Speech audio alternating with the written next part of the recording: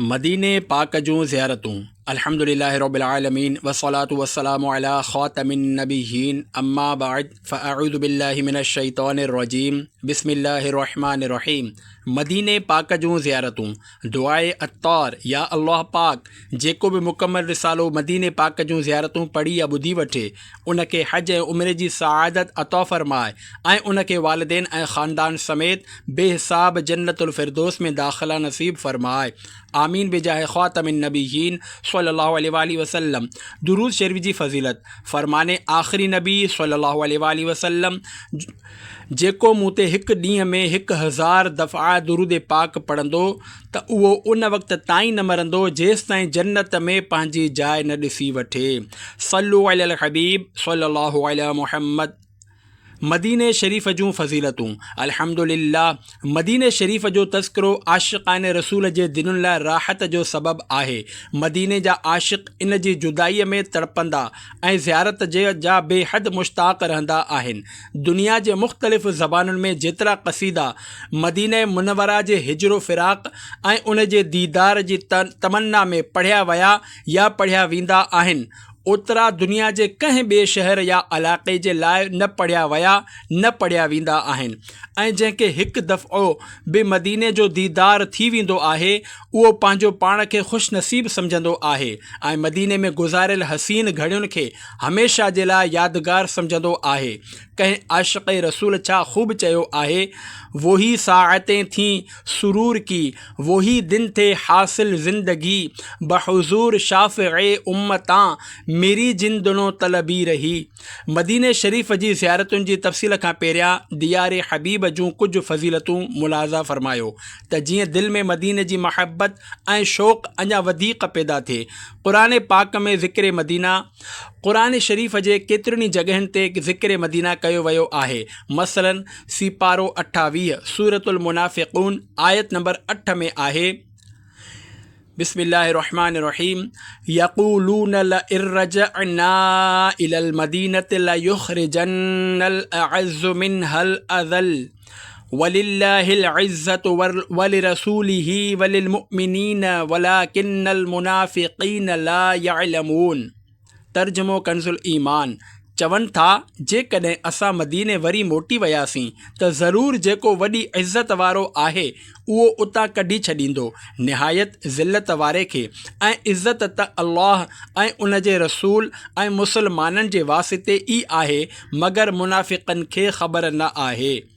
मदीनतुल मुनव्वरा जे 12 अखरनि जी निस्बत सां मदीने जा 12 नाला। मदीने मुनव्वरा जा आलिमनि सॻोरनि लॻभॻि 100 नाला लिखिया आहिनि ऐं दुनिया में कंहिं बि शहर जा एतिरा नाला न आहिनि। बरकत हासिल करण जे लाइ हिते सिर्फ़ु 12 नाला पेश कया वञनि था।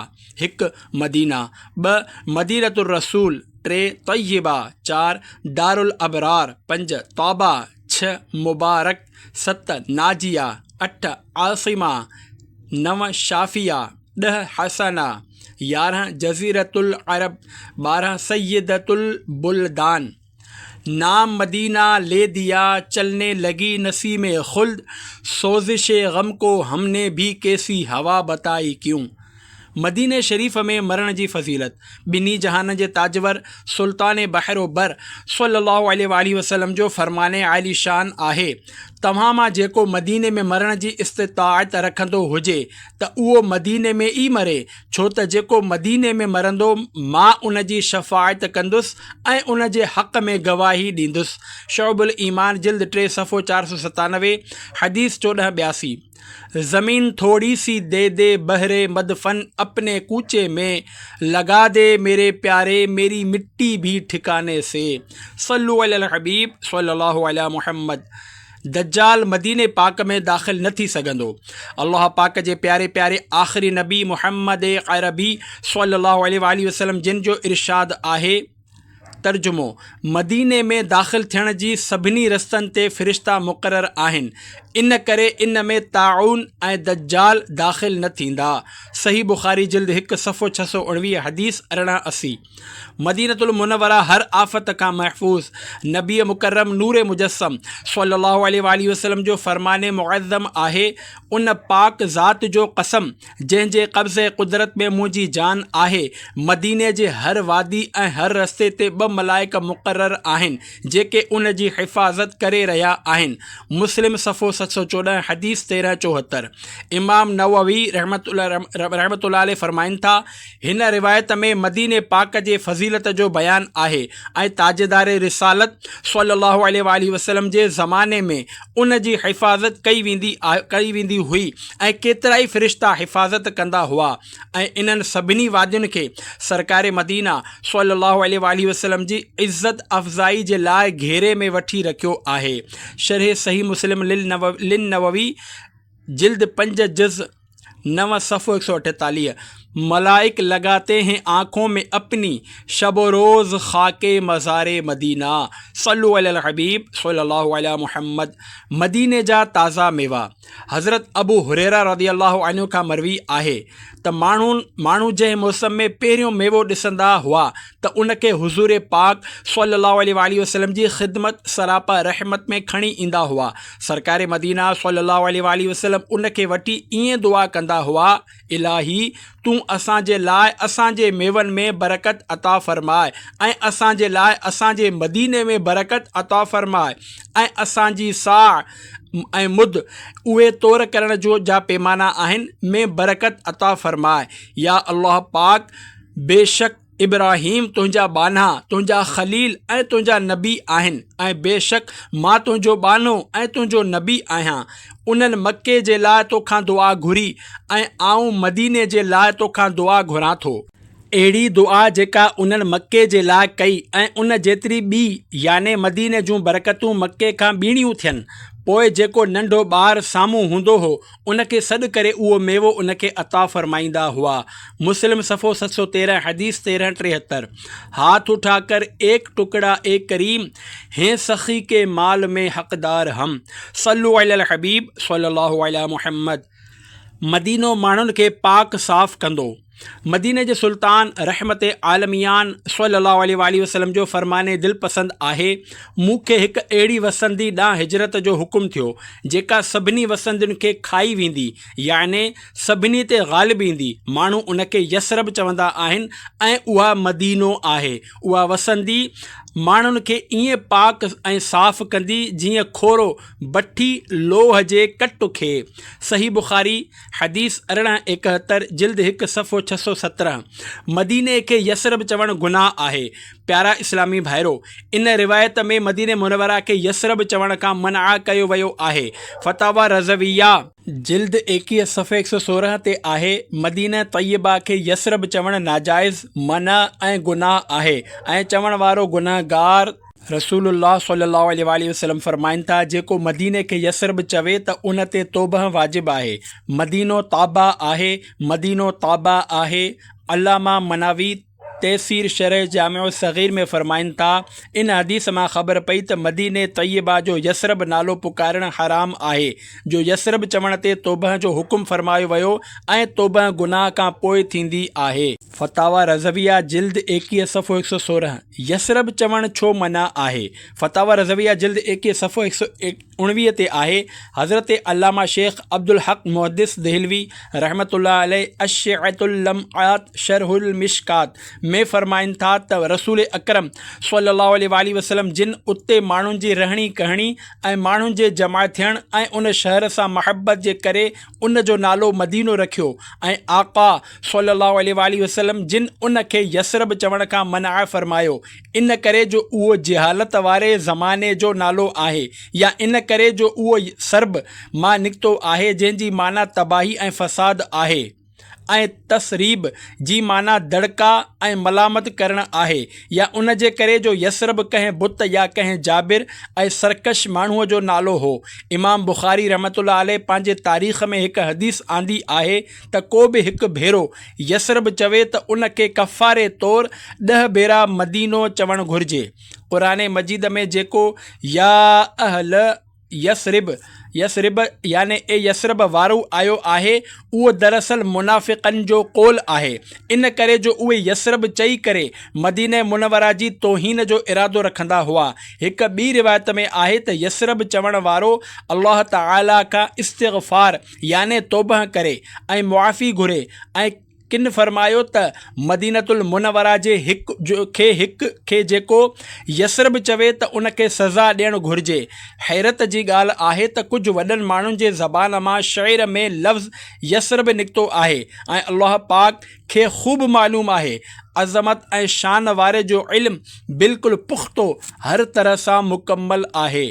ज़िंदगी क्या है, मदीने के किसी कूचे में मौत पाको हिंद के ज़ुल्मत कदे की ज़िंदगी। सल्लु अलल हबीब सल्लल्लाहु अलैहि मुहम्मद। मदीने जी सख़्तियुनि ते सब्र करण वारे जे लाइ शफ़ाअत जी बिशारत। शहनशाह मदीना सल्लल्लाहु अलैहि वसल्लम जो फ़रमान आहे, मुंहिंजो को उम्मती मदीने जे तकलीफ़ ऐं सख़्तियुनि ते सब्र कंदो त मां क़यामत जे ॾींहुं उन जो शफ़ी थींदुसि याने शफ़ाअत कंदुसि। मुस्लिम सफ़ो 716 हदीस 1378। हज़रत मुफ्ती अहमद यार ख़ान रहमतुल्लाह ताला अलैह हिन हदीस पाक जे तहत लिखनि था, याने ख़ुसूसी शफ़ाअत हक़ उहो आहे त उहो वाइदो सॼी उम्मत जे लाइ आहे त मदीने में मरण वारा हुज़ूर अनवर सल्लल्लाहु अलैहि वसल्लम जे हिन शफ़ाअत जा मुस्तहिक़ आहिनि। तैबा में मर के ठंडे चले जाओ आंखें बंद, सीधी सड़क ये शहर शफ़ाअत नगर की है। ख़्याल रहे त हुज़ूर अनवर सल्लल्लाहु अलैहि वसल्लम जी हिजरत खां पहिरियां मक्का मुअज़्ज़मा में रहणु बहितर हो, ऐं हिजरत खां पोइ फ़तह मक्का खां पहिरियां मक्का मुअज़्ज़मा में रहण खां मुसलमान खे मना कयो वियो, ऐं हिजरत वाजिब थी वई, ऐं मक्के जी फ़तह खां पोइ उते रहणु जाइज़ थी वियो, पर मदीने मुनवरा में रहणु अफ़ज़ल क़रार ॾिनो वियो, छो त हिते हुज़ूर अकरम सल्लल्लाहु अलैहि वसल्लम जो क़ुर्ब आहे। इन करे वधीक फ़ज़ीलतूं मदीने पाक में रहण जूं बयान थियूं आहिनि। मिरआतुल मनाजी जिल्द 4 सफ़ो 210। मदीना इसलिए अत्तार जानो दिल से है प्यारा कि रहते हैं मेरे आका मेरे दिलबर मदीने में। सल्लु अलल हबीब सल्लल्लाहु अलैहि मुहम्मद। मदीना मुनवरा बेहतर आहे, नूर जे पेकर सभिनी नबियुनि जे सरवर सल्लल्लाहु अलैहि वसल्लम जो फ़रमाने आली शान आहे। मदीने वारनि ते हिकु वक़्तु अहिड़ो ईंदो जो माण्हू ख़ुशहाली जी ॻोल्हा में हितां खां चरागाहनि ॾांहुं निकिरी वेंदा, ऐं पोइ जॾहिं हू ख़ुशहाली हासिलु करे वठंदा त वापसि मोटी ईंदा ऐं एले मदीना खे हिन कुशादगीअ जे तरफ़ वञण लाइ आमादा कंदा। हालांकि जेकॾहिं उहे ॼाणे वठनि मदीनो उन्हनि जे लाइ बहितर आहे। मसनद इमाम अहमद बिन हम्बल जिल्द 5 सफ़ो 106 हदीस 1486। उनके दर की भीख छोड़ें सरवरी के वास्ते, उनके दर की भीख अच्छी सरवरी अच्छी नहीं। सल्लु अलल हबीब सल्लल्लाहु अलैहि मुहम्मद। मदीने मुनवरा जी तंगदस्तीअ ते सब्र करण वारे जे लाइ शफ़ाअत जी बिशारत। अमीरुल मुमिनीन हज़रत उमर फ़ारूक़ आज़म रज़ियल्लाहु अन्हु फ़रमाइनि था, मदीने में शयुनि जा अघ वधी विया ऐं हालतूं ख़राब थी वियूं त सरवर काइनात सल्लल्लाहु अलैहि वसल्लम जिन फ़रमायो, सब्र करियो ऐं ख़ुशि थियो जो मूं तव्हांजे साह ऐं मुद खे बाबरकत करे छॾियो, ऐं गॾिजी खाईंदा करियो, छो त हिक जो खाधो ॿिनि खे, ऐं ॿिनि जो खाधो चइनि खे, ऐं चइनि जो खाधो 5 ऐं 6 जे लाइ काफ़ी आहे, ऐं बेशक जमाअत में बरकत आहे। ऐं जंहिं मदीने जी तंगदस्ती ऐं सख़्ती ते सब्र कयो त मां क़यामत जे ॾींहुं उन जी शफ़ाअत कंदुसि या उन जे हक़ में गवाही ॾींदुसि, ऐं जेको उन जे हालतुनि खां मुंहुं मोड़े मदीने मां निकितो, अल्लाह पाक उन खां बहितर माण्हू उन में रहाईंदो। ऐं जंहिं मदीने वारनि सां बुराई करण जो इरादो कयो त अल्लाह पाक उन खे ईअं ॻारे छॾींदो जीअं लूणु पाणीअ में ॻरंदो आहे। मजमअ ज़वाइद जिल्द 3 सफ़ो 657 हदीस 58-19। शह को नैन ने जब सदका बांटा, ज़माने भर को दम में कर दिया खुश। मदीने शरीफ़ जे तकलीफ़ुनि ते सब्र जी फ़ज़ीलत। दावत इस्लामी जे इशाअती इदारे मकतबतुल मदीना जी शाया थियल 243 सफ़नि ते मुश्तमिल किताब बेहिश्त की कुंजियां सफ़े 116 ते आहे त रसूल अकरम नूर मुजस्सम सल्लल्लाहु अलैहि वसल्लम जिन फरमायो, जेको शख़्स मुंहिंजी ज़ियारत जे इरादे सां आयो उहो क़यामत जे ॾींहुं मुंहिंजी हिफ़ाज़त में रहंदो, ऐं जेको शख़्स मदीने में रिहाइश इख़्तियार कंदो ऐं मदीने जी तकलीफ़ ते सब्र कंदो, मां क़यामत जे ॾींहुं उन जी गवाही ॾींदुसि ऐं उन जी शफ़ाअत कंदुसि। ऐं जेको शख़्स हरमैन मके ऐं मदीने मां कंहिं बि हिक में मरंदो त अल्लाह पाक उन खे उन हाल में क़ब्र मां उथारींदो जो हू क़यामत जे ख़ौफ़ खां अमन में हूंदो। मिशकातुल मसाबी जिल्द 1 सफ़ो 512 हदीस 2755। मदीने में रिहाइश इख़्तियार करण कीअं आहे? यादि रहे, मदीनतुल मुनव्वरा में सिर्फ़ उन खे रहण जी इजाज़त आहे जेको हितां जो एहतराम बरक़रार रखी सघंदो हुजे। जेको एहतराम बरक़रार नथो रखी सघे उन जे लाइ हिते मुस्तक़िल या वधीक अरसे जे लाइ रिहाइश मना आहे। जीअं त फ़तवा रज़विया जिल्द 10 सफ़ो 695 ते आहे त साहिब फ़तहुल क़दीर फ़रमाइनि था, मां चवां थो त जीअं मदीने तय्यबा में रहमत वधीक, लुत्फ़ घणो ऐं करम सभ खां वसीअ ऐं मुआफ़ी सभिनी खां जल्दी थींदी आहे, जीअं तजुर्बे मां साबित आहे। वल्हम्दुलिल्लाहि रब्बिल आलमीन। इन हूंदे बि उक्ता हट जो ख़ौफ़ ऐं उतां जे एहतराम ऐं इज़्ज़त में अदब जी घटिताई जो डपु त मौजूदु आहे ऐं इहो पिणु हमेशह जे लाइ रिहाइश में रुकावट आहे। हा, उहे माण्हू जेके फ़रिश्ता सिफ़त हुजनि उन्हनि जो उते रहण ऐं घणे अरसे ताईं रिहाइश इख़्तियार करे फ़ौत थियणु वॾी सआदत आहे। मदीने में इस्तंजा करण जे बारे में हिकायत। आला हज़रत रहमतुल्लाह अलैह फ़तवा रज़विया जिल्द 10 सफ़े 699 ते अल मुदखल जे हवाले सां हिकायत नक़ल कनि था। सय्यदुल जलील अबू अब्दुल्लाहिल क़ाज़ी रहमतुल्लाह अलैह जे बारे में बयानु कयो वियो आहे त उन्हनि खे मदीने शहर में रफ़अ हाजत जी ज़रूरत पेश आई त हू शहर में हिकु मक़ाम ॾांहुं विया ऐं हाजत जो इरादो कयो त ग़ैब मां आवाज़ आयो जेको इन्हनि खे उन अमल खां रोके रहियो हो। त उन्हनि चयो, सभु हाजी ईअं ई कंदा आहिनि। त जवाब में 3 दफ़ा आवाज़ आयो त किथां जा हाजी, किथां जा हाजी, किथां जा हाजी। पोइ उहे शहर खां ॿाहिरि हलिया विया ऐं रफ़े हाजत कई यानी पेशाब वग़ैरह करे पोइ वापसि आया। मदीने जो असल क़याम आका सल्लल्लाहु अलैहि वसल्लम जे हुक्मनि ते अमल करणु आहे। अॻिते हली साहिब मुदखल जे हवाले सां वधीक लिखनि था, हुज़ूर सल्लल्लाहु अलैहि वसल्लम जे मुजावरत संदन हुक्मनि ते अमल करण ऐं मना कयल ॻाल्हियुनि खां बचण जी सूरत में आहे। पोइ खणी माण्हू किथे बि रहियल हुजे ऐं हक़ीक़ी मुजावरत उहा ई आहे। फतवा रज़विया जिल्द 10 सफ़ो 699। ग़मे मुस्तफ़ा जिसके सीने में है गो कहीं भी रहे वो मदीने में है।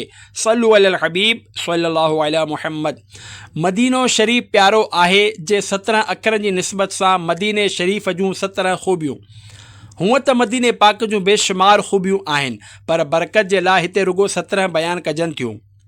सॼी ज़मीन में को बि अहिड़ो शहर आहे जंहिंजा नाला मुबारक एतिरी घणी तादाद में हुजनि जेतिरा मदीनतुल मुनव्वरा जा नाला आहिनि। कुझु आलिमनि 100 ताईं नाला लिखिया आहिनि। मदीनतुल मुनव्वरा अहिड़ो शहर आहे जंहिंजी महबत ऐं हिजरो फ़ुरक़त बाबति दुनिया में सभ खां वधीक ज़बानुनि ऐं सभ खां वधीक तादाद में क़सीदा लिखिया विया आहिनि ऐं लिखिया पिया वञनि। अल्लाह पाक जे प्यारे हबीब सल्लल्लाहु अलैहि वसल्लम जिन उन ॾांहुं हिजरत कई त हिते ई क़याम पज़ीर रहिया।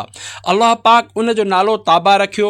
सरकार आली वक़ार मदीने जे ताजदार सल्लल्लाहु अलैहि वसल्लम जॾहिं सफ़र खां वापसि तशरीफ़ खणी ईंदा हुआ ऐं मदीने पाक जे वेझो पहुचंदा हुआ त शौक़ ऐं महबत में पंहिंजी सुवारीअ खे तेज़ कंदा हुआ। मदीनतुल मुनव्वरा में आका सल्लल्लाहु अलैहि वसल्लम जे क़ल्ब मुबारक खे सुकून मिलंदो हो। हितां जी मिट्टी ऐं ज़र पंहिंजे नूरानी मिट्टी ऐं दज़ पंहिंजे नूरानी चहिरे तां हटाईंदा न हुआ ऐं असहाबी सगोरन रज़ी अल्लाहु अन्हुम खे बि इन इन खां मना फ़रमाईंदा हुआ, इरशाद फ़रमाईंदा हुआ, मदीने जी ख़ाक में शिफ़ा आहे। जज़्बुल क़ुलूब सफ़ो 22। हज़रत साइद बिन अबी वक़ास रज़ी अल्लाहु अन्हु खां रिवायत आहे त जॾहिं रसूलुल्लाह सल्लल्लाहु अलैहि वसल्लम जंगे तबूक खां वापसि तशरीफ़ फ़रमा थिया त तबूक में शामिल थियण खां रहिजी वियल के असहाबी सगोरा अलैहिम रिदवान अची मिलिया ऐं उन्हनि ख़ाक हटाई त हिकु शख़्स पंहिंजो नक बंदि कयो। पाण करीम सल्लल्लाहु अलैहि वसल्लम उन जे नक तां कपिड़ो हटायो ऐं इरशाद फ़रमायो, उन ज़ात जो कसम जंहिंजे कब्ज़े कुदरत में मुंहिंजी जान आहे त मदीने जी ख़ाक में हर बीमारी जे लाइ शिफ़ा आहे। जामिउल उसूल जज़री जिल्द 9 सफ़ो 297 हदीस 69-92। जॾहिं को बि मुसलमान ज़ियारत जी नियत सां मदीनतुल मुनव्वरा ईंदो आहे त फ़रिश्ता रहमत जे तोहफ़नि सां उन जो इस्तक़बाल कंदा आहिनि। जज़्बुल क़ुलूब सफ़ो 211। सरकार मदीना सल्लल्लाहु अलैहि वसल्लम जिन मदीनतुल मुनव्वरा में मरण जी तरग़ीब इरशाद फ़रमाई, हिते मरण वारे जे सरकार मदीना सल्लल्लाहु अलैहि वसल्लम जिन शफ़ाअत कंदा। जेको वुज़ू करे अचे ऐं मस्जिद नबवी शरीफ़ में नमाज़ अदा करे त उनखे हज जो सवाब मिलंदो आहे। हुजरे मुबारका ऐं मिंबर मुनव्वर जे विच वारी जाइ जन्नत जे बाग़नि मंझां हिकु बाग़ जन्नत जो बाग़ीचो आहे। मस्जिद नबवी शरीफ़ में हिकु नमाज़ पढ़णु 50,000 नमाज़ुनि जे बराबरि आहे। इब्न माजा जिल्द 2 सफ़ो 176 हदीस 1413। मदीनतुल मुनव्वरा जे सर ज़मीन ते हुज़ूर अकरम सल्लल्लाहु अलैहि वसल्लम जी मज़ार पुर अनवार आहे। हिते सुबुह ऐं शाम 70,000 मलाइका हाज़िर थींदा आहिनि। हितां जी ज़मीन जो उहो मुबारक हिस्सो जंहिं ते रसूल अनवर सल्लल्लाहु अलैहि वसल्लम जो नूरानी जिस्म मुबारक तशरीफ़ फ़रमा आहे, उहो हर हंधि हर जॻह एतिरे ताईं जो काबे, बैतुल मामूर, अर्श, कुर्सी ऐं जन्नत खां बि अफ़ज़ल आहे। मदीनतुल मुनव्वरा में दज्जाल दाख़िल न थी सघंदो। मदीने वारनि सां बुराई जो इरादो करण वारो अज़ाब में गिरफ़्तार थींदो। हिते जो क़ब्रिस्तान जन्नतुल बक़ी दुनिया जे सभिनी क़ब्रिस्ताननि खां अफ़ज़ल आहे ऐं हिते तक़रीबन 10,000 असहाबी सगोरा अहले बेत अतहार अलैहिम रिदवान, बेशुमार ताबईन कराम ऐं औलिया इज़ाम रहिमहुमुल्लाहु सलाम ऐं ॿिया ख़ुशनसीब मुसलमान दफ़न थियल आहिनि। रहें उनके जलवे, बसें उनके जलवे, मेरा दिल बने यादगारे मदीना। सल्लु अला हबीब सल्लल्लाहु अला मुहम्मद। मस्जिद नबवी शरीफ़ जी ज़मीन हासिल करणु। मस्जिद नबवी शरीफ़ जी एराज़ी याने ज़मीन ॿिनि यतीम ॿारनि सहल ऐं सुहेल रज़ी अल्लाहु अन्हुमा जी मिल्कियत हुई ऐं हिते मुशरिकनि जूं क़ब्रूं हुयूं। ज़मीन सिधी न हुई ऐं उहे ॿई ॿार हज़रत असअद बिन ज़ुरारा रज़ी अल्लाहु अन्हु जी किफ़ालत हेठि हुआ। उन ज़मीन ते खजूरूं सुकायूं वेंदियूं हुयूं। रहमत आलम सल्लल्लाहु अलैहि वसल्लम ॿारनि खे फ़रमायो, उहो ज़मीन जो टुकुर याने प्लाट असांखे विकिणो त जीअं हिते मस्जिद तामीर करे सघिजे। ॿारनि वॾे अदब ऐं एहतराम सां अर्ज़ु कयो, आका इहा एराज़ी असांजे तरफ़ां नज़राने तौरु क़बूल फ़रमायो त सरकार नामदार सल्लल्लाहु अलैहि वसल्लम जिन उन्हनि जी पेशकश खे क़बूलियत जे शर्फ़ सां न नवाज़ियो ऐं आख़िरकार क़ीमत अदा करे उहा ज़मीन ख़रीद कई वई। आशिक़ अकबर हज़रत सिद्दीक़ अकबर रज़ी अल्लाहु अन्हु जिन 10,000 दीनार अदा कया। मदीनतु रसूल सफ़ो 130। ॿी रिवायत में आहे त इहा जॻह बनु नजार जी हुई। सरकार मदीना सल्लल्लाहु अलैहि वसल्लम जिन उन जॻह जी क़ीमत ॾियणु चाही त उन्हनि अर्ज़ु कयो, असां इन जी क़ीमत याने अजर अल्लाह पाक खां वठंदासीं। वफ़ाउल वफ़ा जिल्द 1 सफ़ो 323। उन ज़मीन जी एराज़ी अटकल 100 मुरबा गज़ हुई। बारगाह रिसालत में हज़रत जिब्राईल जी हाज़िरी। हज़रत हसन बसरी रहमतुल्लाह अलैह का रिवायत आहे त जॾहिं हुज़ूर अनवर मदीने जे ताजवर सल्लल्लाहु अलैहि वसल्लम जिन मस्जिद नबी शरीफ़ जी तामीर जो इरादो फ़रमायो त हज़रत जिब्राईल अमीन अलैहिस्सलाम हाज़िर थिया ऐं अर्ज़ु कयो, या रसूल अल्लाह सल्लल्लाहु अलैहि वसल्लम, इन जी ऊचाई 7 हथ याने अटकल 3.5 गज़ रखो ऐं इन जी तज़ईन याने ज़ेबो ज़ीनत में का घटिताई न कजो। उन वक़्तु तामीर जो उहो नमूनो हो ऐं मस्जिद में ताक़ वांगुरु महराब, क़ुबो ऐं मीनार वग़ैरह न हूंदो हो। हालात जी तब्दीलीअ जे करे अॼुकल्ह आलीशान मस्जिदुनि ठाहिण जी इजाज़त आहे। फ़तवा रज़विया शरीफ़ जिल्द 8 सफ़े 106 दुर्र मुख़्तार जे हवाले सां ॾिनल मसइले जो हिकु हिसो आहे त महराब खां सवाइ मस्जिद जे ॿियनि हिसनि ते नक्श वग़ैरह करण में को बि हर्ज नाहे, छो त महराब जो नक्श ऐं निगार नमाज़ीअ खे गाफ़िल थो करे छॾे। पर तमामु वधीक नक्श ऐं निगार करण ऐं ख़ासि तौर ते क़िबले जी दीवार ते मकरूह आहे। मस्जिद नबी शरीफ़ जी तामीर। उन ज़मीन जे हिस्से तां खजूरनि जा वण कटाया विया ऐं मुशरिकनि जूं क़बरूं ड्राठियूं वयूं। रबीउल अव्वल सन 1 हिजरी मुताबिक़ अक्टूबर 622 ईस्वी में मस्जिद नबवी शरीफ़ जे पीढ़ जो पत्थर रखियो वियो। असहाबी सगोरन रज़ियल्लाहु अन्हुम सां गॾु पाण करीम सल्लल्लाहु अलैहि वसल्लम सिरूं खणी ईंदा हुआ ऐं पंहिंजी ज़बान मुबारक सां इहो बि फरमाईंदा हुआ, अल्लाहुम्मा इन्नल अजर अजरुल आखिर फरहमिल अंसार वल मुहाजिर। ए रब्बे क़ुदूस, आख़िरत जो बदिलो ई सुठो आहे ऐं तूं अंसारनि ऐं मुहाजिरनि ते रहम फरमाए। मस्जिद नबवी जी तामीर में आका सल्लल्लाहु अलैहि वसल्लम हिस्सो वरितो। हज़रत अबू हुरैरा रज़ियल्लाहु अन्हु फरमाइनि था त रहमत आलम सल्लल्लाहु अलैहि वसल्लम जिन सिरूं खणी पे आया, ही ॾिसी मूं अर्ज़ु कयो, या रसूल अल्लाह, इहे सिरूं मूंखे ॾियो, मां खणी थो हलां। इरशाद फरमायाऊं, ॿियूं जाम सिरूं पयूं आहिनि, उहे खणी अचो ऐं ही मां खयूं थो वञा। मुस्नद इमाम अहमद जिल्द 3 सफ़ो 323 हदीस 9960। मस्जिद नबी शरीफ़ जे कचियुनि सिरुनि सां तामीर कई वई हुई ऐं इन जी छित खजूर जे टारियुनि मां ठाही वई ऐं इन जा थंभ खजूर जा थुड़ हुआ। तेरी सादगी पे लाखों, तेरी आजिज़ी पे लाखों, हो सलाम आजिज़ाना मदनी मदीने वाले। सल्लु अलल हबीब सल्लल्लाहु अलैहि मुहम्मद। मस्जिद नबी शरीफ़ में नमाज जूं फज़ीलतूं। 3 फ़रमान मुस्तफ़ा सल्लल्लाहु अलैहि वसल्लम। 1, जंहिं मस्जिद नबवी शरीफ़ में लाॻीतो 40 नमाज़ूं अदा कयूं त उन जे लाइ जहन्नम ऐं निफ़ाक़ खां छुटकारो लिखियो वेंदो आहे। मुस्नद इमाम अहमद जिल्द 4 सफ़ो 311 हदीस 12-584। 2, जेको पाक ऐं साफ़ थी सिर्फ़ु मुंहिंजी मस्जिद में नमाज जी अदायगी जे इरादे सां निकितो, एतिरे ताईं जो उन में नमाज़ अदा कई त उन जो सवाब हज जे बराबरि आहे। शौबुल ईमान जिल्द 3 सफ़ो 499 हदीस 41-91। 3, मुंहिंजे हिन मस्जिद जी हिकु नमाज़ 50,000 नमाज़ुनि जे बराबरि आहे। इब्ने माजा जिल्द 2 सफ़ो 176 हदीस 14-13। सद गैरत फिरदोस मदीने की ज़मीं है, बाइस है यही इसका के तू इसमें मकी है। सल्लु अलल हबीब सल्लल्लाहु अलैहि मुहम्मद व आलिही व अस्हाबिही व बारक वसल्लम।